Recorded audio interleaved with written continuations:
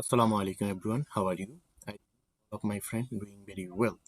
Now I can show you how to change your currency from your Excel or on your Excel.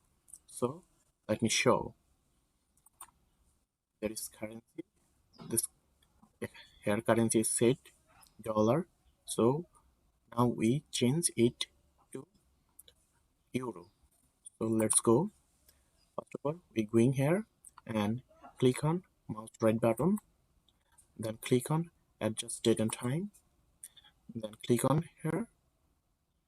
Then click on here, then click on here and go to region,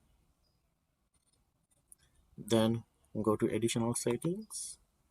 Here we going to currency and it is set dollar, we change it euro. So tap on OK, then we going there and see this is change dollar to euro. So this is the video. If you like this video, please subscribe my channel. Thank you.